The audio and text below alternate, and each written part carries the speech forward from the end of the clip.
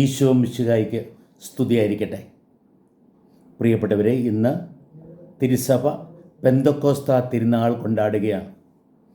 ഈ തിരുനാളിൻ്റെ മംഗളങ്ങളും അനുഗ്രഹങ്ങളും ഏവർക്കും ഞാൻ ഹൃദയപൂർവ്വം ആശംസിക്കുന്നു. നമ്മൾ ദൈവത്തിൻ്റെ ഓരോ വ്യക്തിയുടെയും തിരുനാൾ കൊണ്ടാടുന്ന പ്രധാനപ്പെട്ട 3 തിരുനാളുകൾ. ഒന്നാമത്തേത് ക്രിസ്മസ് ആണ്. അന്ന് പിതാവായ ദൈവത്തിൻ്റെ വലിയ സ്നേഹം, തൻ്റെ പ്രിയപുത്രനെ പോലും നൽകിക്കൊണ്ട് നമ്മളെ സ്നേഹിക്കുന്ന പിതാവിൻ്റെ സ്നേഹമാണ് അന്ന് നാം ആഘോഷിക്കുക. ഈസ്റ്റർ പുത്രനായ ദൈവത്തിൻ്റെ തിരുനാളാണ്. അവിടെയാണ് കർത്താവ് മരണത്തെപ്പോലും ജയിച്ചു ഉത്ഥിതനായി നമ്മുടെ രാജാവായി തന്നെ വെളിപ്പെടുത്തിയത്. പെന്തക്കോസ്ത തിരുനാളോ പരിശുദ്ധാത്മാവിൻ്റെ തിരുനാളാണ്. കർത്താവിൻ്റെ ശിഷ്യന്മാരെല്ലാം മാതാവിനോട് ചേർന്ന് അവർ ഒരുമിച്ച് കൂടി പ്രാർത്ഥിക്കുമ്പോൾ പരിശുദ്ധാത്മാവ് അവരിലേക്ക് വന്ന് നിറഞ്ഞ് അങ്ങനെ സഭയ്ക്ക് ആരംഭമിട്ടതിൻ്റെ സഭയുടെ ജന്മദിനം, പ്രിയപ്പെട്ടവരെ, അതാണ് പെന്തക്കോസ്ത. ഓരോ ക്രൈസ്തവൻ്റെയും ജീവിതത്തിൽ വളരെ പ്രധാനപ്പെട്ടതാണ് ഈ പരിശുദ്ധാത്മാവിൻ്റെ പ്രവർത്തനം. ഒരു വിധത്തിൽ നമ്മുടെ ജീവിതത്തിൽ ദൈവത്തിൻ്റെ പ്രത്യേകമായ സ്പർശനം അനുഭേദ്യമാക്കുന്നവയാണ് നമ്മുടെ കൂദാശകൾ. നമ്മൾ പരിശുദ്ധാത്മാവിൽ വീണ്ടും ജനിക്കുന്ന അനുഭവമാണ് ജ്ഞാനസ്നാനം. പരിശുദ്ധാത്മാവിൽ പക്വത പ്രാപിക്കുന്ന ക്രൈസ്തവ പക്വതയിലേക്ക് കടന്നു വരുന്ന, പരിശുദ്ധാത്മാവിൽ ശക്തി പ്രാപിക്കുന്ന അനുഭവമാണ് സ്ഥൈര്യലേപനം. ആ പരിശുദ്ധാത്മാവിലൂടെ സ്വർഗീയമായ ഭോജനത്താൽ പരിപോഷിപ്പിക്കപ്പെടുന്ന അനുഭവമാണ് ഓരോ ദിവ്യ കുർബാനയും. ആ പരിശുദ്ധാത്മാവിലൂടെ പാപമോചനത്തിലേക്കും രോഗസൗഖ്യത്തിലേക്കും കടന്നു വരുന്ന അനുഭവമാണ്, പ്രിയപ്പെട്ടവരെ, കുംഭസാരത്തിലും അതേപോലെ തന്നെ രോഗീലേപനത്തിലുമുള്ളത്. ആ പരിശുദ്ധാത്മാവിനാൽ ശക്തീകരിക്കപ്പെട്ട് ദൈവശക്തിയാൽ നിറഞ്ഞ് കർത്താവ് ഏൽപ്പിച്ച ദൗത്യം നിറവേറ്റുവാൻ വേണ്ടി നമ്മളെ സജ്ജരാക്കുന്നവയാണ് നമ്മൾ തിരുപ്പട്ടവും അതേപോലെ വിവാഹവും. വിവാഹത്തിൽ ദൈവത്തിൻ്റെ സ്നേഹം കൊണ്ട് 2 വ്യക്തികളെ പ്രത്യേകമായി നിറച്ച് ആ സ്നേഹത്തിൽ അവരെ ഒന്നിപ്പിച്ച് അവരെ ഒരു പുതിയ കുടുംബമാക്കുക. തിരുപ്പട്ടത്തിലോ ആ പ്രത്യേകമായിട്ടുള്ള അഭിഷേകം, പരിശുദ്ധാത്മാവിൻ്റെ അഭിഷേകം അനുഭേദ്യമാക്കിക്കൊണ്ട് തിരുസഭയിൽ ദൈവദൗത്യം നിറവേറ്റുവാൻ പ്രത്യേകമായിട്ട് അവർ ശക്തരാക്കപ്പെടുന്ന അനുഭവമാണ് തിരുപ്പട്ടം. അങ്ങനെ ഓരോ കൂദാശകളിലൂടെയും, പ്രിയപ്പെട്ടവരെ, ഈ പരിശുദ്ധാത്മാവിൻ്റെ അനുഭവത്തിലേക്ക് നമ്മൾ കടന്നു വരിക.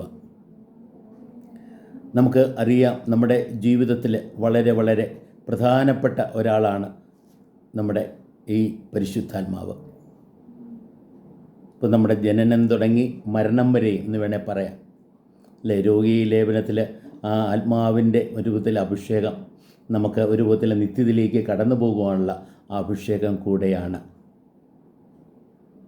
ഇന്ന്, പ്രിയപ്പെട്ടവരെ, നിങ്ങളുമായി ഞാൻ പങ്കുവയ്ക്കുവാൻ ആഗ്രഹിക്കുന്നത് ഈ പരിശുദ്ധാത്മാവിനാൽ നിറയപ്പെടാൻ നമ്മൾ എന്ത് ചെയ്യണം എന്ന കാര്യമാണ്. പ്രധാനമായും 3 കാര്യങ്ങളാണ് നമ്മുടെ ശ്രദ്ധയിൽ വരിക. അതിൽ ഒന്നാമത്തേത് കൂട്ടായ്മയാണ്. നമ്മൾ ദൈവസ്നേഹത്തിൽ ഒരുമിച്ച് കൂടുമ്പോൾ, ദൈവത്തോടും പരസ്പരവും ഐക്യപ്പെട്ട് ഒരുമിച്ച് കൂടുമ്പോൾ അവിടെ, പ്രിയപ്പെട്ടവരെ, നാം പരിശുദ്ധാത്മാവിനാൽ നിറയപ്പെടും. പരിശുദ്ധാത്മാവിലുള്ള നവീകരണം നാം അനുഭവിക്കും.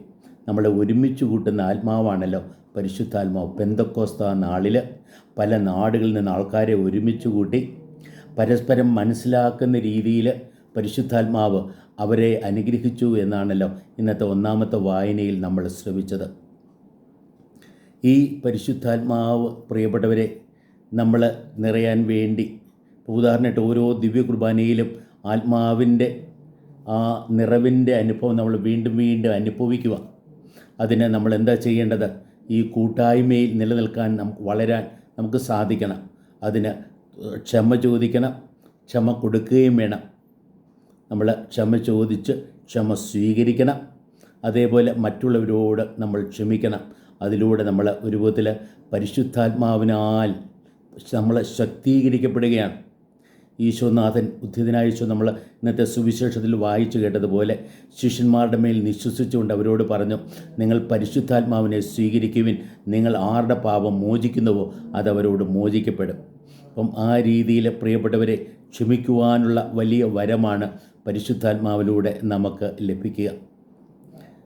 എന്നിട്ട് നമ്മൾ ഓരോ ദിവ്യ കുർബാനയിലും നോക്കിയാൽ നമ്മൾ ഒരേ പ്രാർത്ഥന ഒരുമിച്ച് പ്രാർത്ഥിച്ച്, അതേപോലെ ഒരേ വചനം ശ്രവിച്ച്, ഒരേ അപ്പത്തിൽ നമ്മൾ പങ്കുചേർന്ന് പ്രിയപ്പെട്ടവരെ നമ്മൾ ഒരുമയിൽ ആ ആസ്വാദം സ്വീകരിക്കുമ്പോൾ അവിടെ പരിശുദ്ധാത്മാവിനാൽ നിറയപ്പെടുന്ന ഒരു അനുഭവമാണ്. പരിശുദ്ധാത്മാവിനാൽ നവീകരിക്കപ്പെടുന്ന, ശക്തീകരിക്കപ്പെടുന്ന ഒരു അനുഭവമാണ്. രണ്ടാമതായി, പരിശുദ്ധാത്മാവിനാൽ നിറയപ്പെടാൻ നമ്മൾ എന്താ ചെയ്യേണ്ടത്? ദൈവമായിട്ടുള്ളൊരു കമ്മ്യൂണിക്കേഷനിലാകണം. നമുക്ക് ഒരു വിധത്തിൽ സ്നേഹത്തിൽ നിലനിൽക്കുന്നതിൻ്റെ രഹസ്യം എന്ന് പറഞ്ഞാൽ അത് ഈ കമ്മ്യൂണിക്കേഷനാണ്. പരസ്പരം ഉള്ള സംഭാഷണം. നമുക്ക് ദൈവത്തോട് സംസാരിക്കാൻ പറ്റണം. അതേപോലെ ദൈവവചനം കേൾക്കാൻ, ദൈവത്തിൻ്റെ സ്വരം കേൾക്കാൻ, ദൈവത്തിൻ്റെ ഇഷ്ടമറിയുവാൻ നമുക്ക് സാധിക്കണം. പ്രിയപ്പെട്ടവർ, ഇത് രണ്ടും സാധിക്കുക പരിശുദ്ധാത്മാവിലൂടെയാണ്. റോമക്കാർക്കുള്ള ലേഖനത്തിൽ 8-ാമത്തെ അധ്യായം 26-ാമത്തെ വാക്യത്തിൽ പൗലോസ് അപ്പോസ്തലൻ നമ്മളോട് പറയുക, പ്രാർത്ഥിക്കേണ്ടത് എങ്ങനെയെന്ന് നമുക്കറിയില്ല, എന്നാൽ പരിശുദ്ധാത്മാവ് അവാച്യമായ നെടുവീർപ്പുകളാൽ നമ്മിലൂടെ പ്രാർത്ഥിക്കുമെന്ന് പറയുകയാണ്. ദൈവത്തിൻ്റെ ആ വചനം, അതേപോലെ ദൈവത്തിൻ്റെ വചനം കേൾക്കാൻ സാധിക്കുന്നതും പരിശുദ്ധാത്മാവിലൂടെ തന്നെയാണ്. മാതാവ് ദൈവത്തിൻ്റെ വചനത്തെ മാംസം ധരിച്ചത് അല്ലെങ്കിൽ ഗർഭം ധരിച്ചത് പരിശുദ്ധാത്മാവിലൂടെയാണെന്ന് ഓർക്കുക. അപ്പം ആ രീതിയിൽ അതേപോലെ തന്നെ പ്രിയപ്പെട്ടവരെ, മൂന്നാമത്തെ കാര്യം പരിശുദ്ധാത്മാവിനാൽ നിറയപ്പെടാൻ. ഇപ്പം നമ്മൾ ആദ്യത്തേത് പറഞ്ഞു, നല്ല കൂട്ടായ്മയിലാകാൻ ശ്രദ്ധിക്കണം. രണ്ടാമത്തേത് ഹൃദയം തുറന്ന് ദൈവത്തോട് സംസാരിക്കുവാനും ദൈവസ്വരം നമ്മൾ ശ്രദ്ധയോടെ കേട്ട് അനുസരിക്കുവാനും നമുക്ക് സാധിക്കണം. മൂന്നാമത് നമ്മൾ ചെയ്യേണ്ടത് എന്താ? കൊടുക്കണം, വാങ്ങണം എന്ന് പറയാം. നമ്മളെ തന്നെ ദൈവത്തിനായി ഇങ്ങോട്ട് സമർപ്പിക്കുക.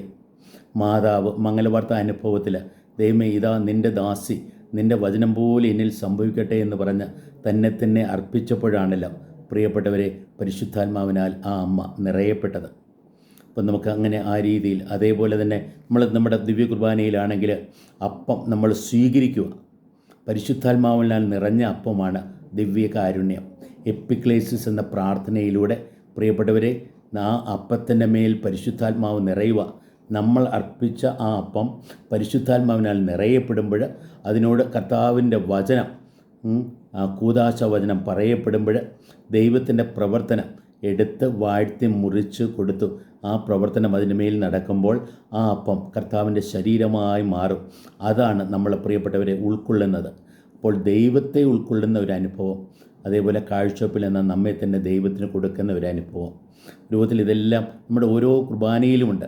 അപ്പോൾ ഓരോ കുർബാനയിലും പങ്കെടുക്കുന്നതിലൂടെ ഈ ആത്മാവിൻ്റെ നിറവ് പ്രിയപ്പെട്ടവരെ നമുക്ക് നിരന്തരം അനുഭവിക്കുവാനും നമ്മുടെ ജീവിതത്തെ നിരന്തരം നവീകരിക്കുവാനും നമുക്ക് ഒക്കെ സാധിക്കണം. പ്രിയപ്പെട്ടവരെ, നമ്മൾ ഈ പരിശുദ്ധാത്മാവിൻ്റെ നമ്മിലെ പ്രവർത്തനത്തെ പ്രത്യേകിച്ച് നമ്മളെ ഓർമ്മപ്പെടുത്തുന്ന 4 ബൈബിൾ ഭാഗങ്ങളുണ്ട്. അതിൽ പ്രിയപ്പെട്ടവരെ ഒന്നാമത്തേത് എന്താണെന്നറിയാവോ? റോമർ 5:5. അവിടെ പൗലോസ് അപ്പോസ്തലൻ എഴുതുകയാണ്, പരിശുദ്ധാത്മാവിലൂടെ ദൈവത്തിൻ്റെ സ്നേഹം നമ്മുടെ ഹൃദയങ്ങളിലേക്ക് ചൊരിയപ്പെട്ടിരിക്കുന്നു. അപ്പോൾ ദൈവത്തിൻ്റെ സ്നേഹത്താൽ പൂരിതമാകുന്ന ഒരനുഭവത്തിലേക്ക് കടന്നു വരുന്നു പരിശുദ്ധാത്മാവിനാൽ നിറയുമ്പോൾ. രണ്ടാമത്തേത് പ്രിയപ്പെട്ടവരെ, നമ്മൾ യോഹന്നാൻ്റെ സുവിശേഷം 14-ാം അധ്യായം 26-ാമത്തെ വാക്യമാണ്. പരിശുദ്ധാത്മാവ് നമ്മിൽ വന്ന് നിറയുമ്പോൾ അറിവിൻ്റെ പൂർണ്ണതയിലേക്ക് നമ്മളെ ആനയിക്കും, വേണ്ടതെല്ലാം നമ്മളെ ഓർമ്മപ്പെടുത്തും, ബുദ്ധിശക്തി ഓർമ്മശക്തിയും നൽകി പ്രിയപ്പെട്ടവരെ നമ്മളെ വിജ്ഞാനത്താൽ നിറയ്ക്കുന്നു പരിശുദ്ധാത്മാവ്. മൂന്നാമത്തെ വാക്യം എന്ന് പറയുന്നത്, അത് നമുക്ക് പറയാവുന്നത് ഈ 1 കൊരിന്ത്യർക്കുള്ള 1-ാമത്തെ ലേഖനത്തിൽ 12-ാമത്തെ അധ്യായം 7 മുതലുള്ള വാക്യങ്ങളിൽ അവിടെ പരിശുദ്ധാത്മാവിൻ്റെ വരങ്ങളെക്കുറിച്ച് പറയുന്നുണ്ട്. അത് വ്യക്തമാക്കുന്നത് അപ്പോസ്തല പ്രവർത്തനങ്ങൾ 1:8 പറയുന്ന കാര്യമാണ്. അതായത് നിങ്ങൾ പരിശുദ്ധാത്മാവിനാൽ നിറയുമ്പോൾ ദൈവശക്തിയാൽ നിറയും. അങ്ങനെ ദൈവശക്തിയാൽ നിറയുമ്പോഴാണ് എന്തും ദൈവികമായി ചെയ്യുവാൻ നമ്മളെ പ്രാപ്തരാക്കുന്ന പരിശുദ്ധാത്മാവിൻ്റെ വരങ്ങളാൽ നിറയപ്പെടാൻ നമുക്ക് സാധിക്കുക. ഒരു വിധത്തിൽ സ്നേഹത്താൽ നിറയപ്പെടുമ്പോഴാണ് പരിശുദ്ധാത്മാവിൻ്റെ ഫലങ്ങൾ.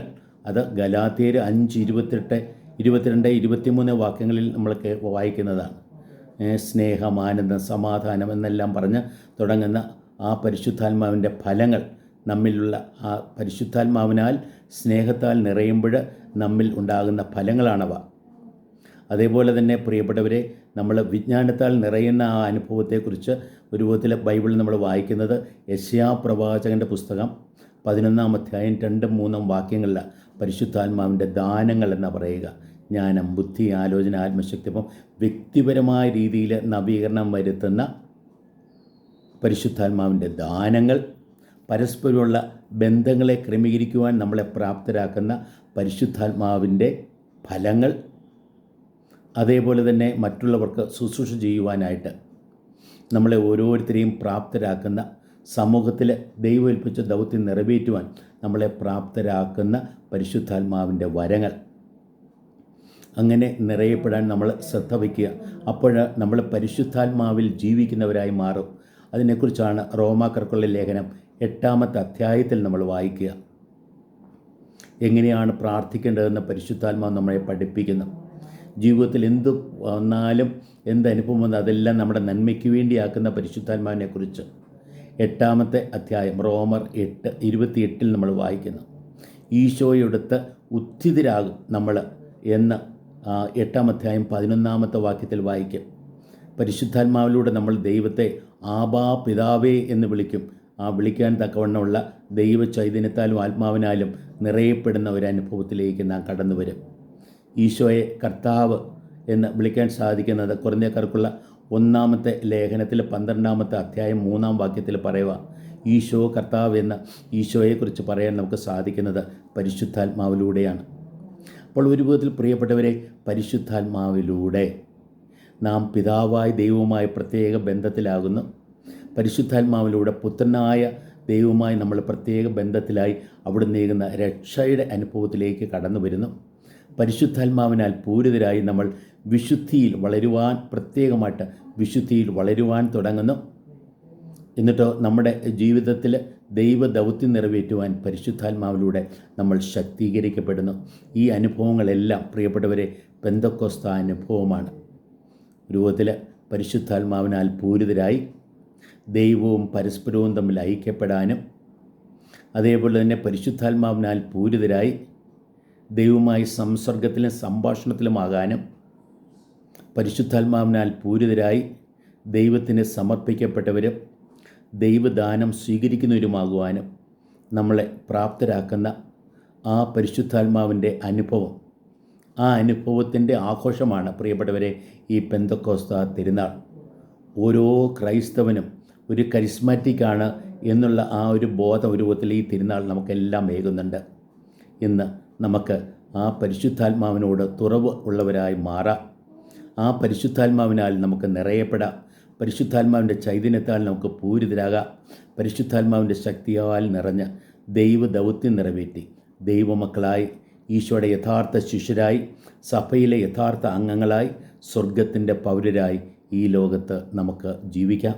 അതിനുവേണ്ട കൃപാവരം പരിശുദ്ധാത്മാവ് നമ്മിലേക്ക് ചൊരിയുമാറാകട്ടെ. എല്ലാവർക്കും ഒരിക്കൽ കൂടെ പെന്തക്കോസ്ത തിരുനാളിൻ്റെ മംഗളങ്ങളും അനുഗ്രഹങ്ങളും ഹൃദയപൂർവ്വം ആശംസിക്കുന്നു. ദൈവം നമ്മെ അനുഗ്രഹിക്കട്ടെ.